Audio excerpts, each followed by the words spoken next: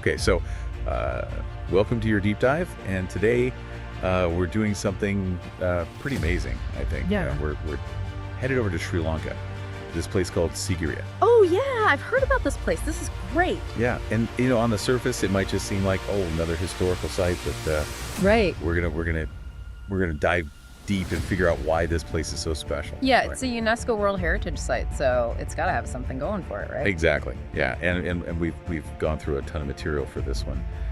Historical records, architectural plans, even some art history stuff.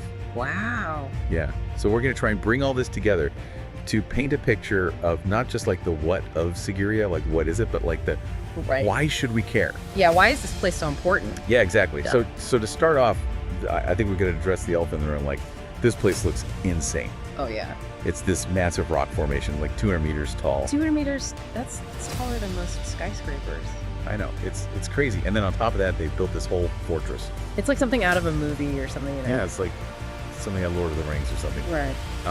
But so let's get into the history here. Okay. So it's the 5th century CE, and we have this king, King Kashyapa, Okay.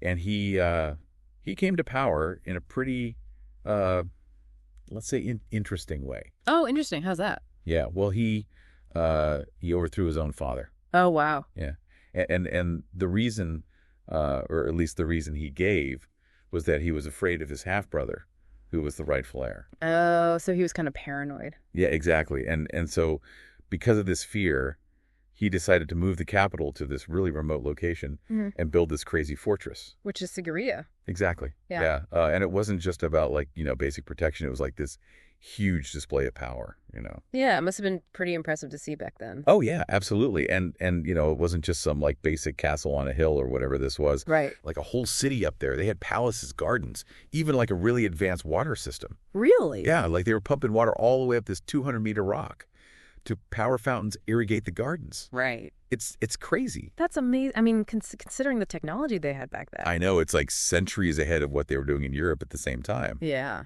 But then we get to the art, and this is where it gets really interesting for me. Oh, yeah.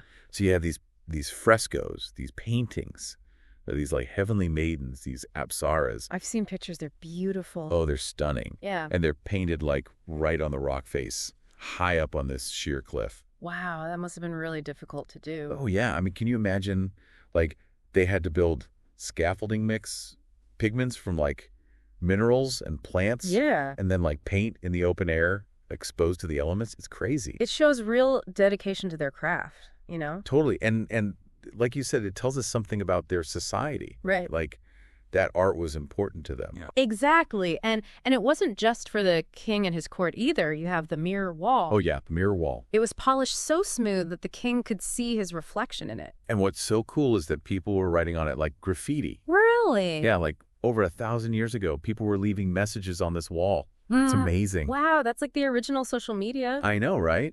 And it's so human. It's like you can Yeah. read these messages and feel like you're connecting with these people from the past. That's incredible. What kind of things did they write?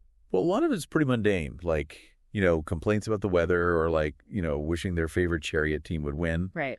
But some of it's really poetic, like, praising the beauty of the apsaras or the king's power. Interesting. Yeah, it's really fascinating. But it also tells us that this wasn't just like a private royal residence.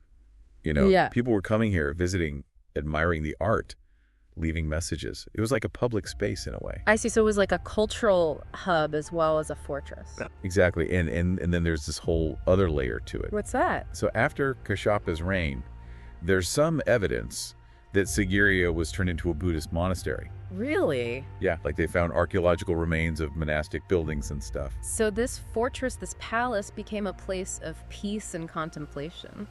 Yeah, it's pretty amazing to think about, these monks meditating in these grand spaces that were once the king's domain. It really shows the different facets of this place. It's like this layered history all in one spot. Exactly. And I think that's what makes Sigiriya so special. It's not just one thing.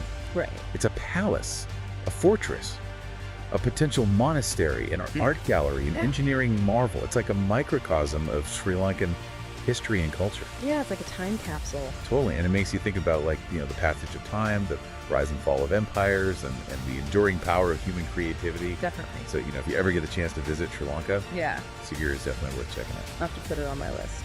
And here's something to think about. We were talking about the graffiti on the mirror wall. Yeah. What if you could leave your own message on that wall? Oh, that's an interesting question. Yeah. What would you want future generations to know?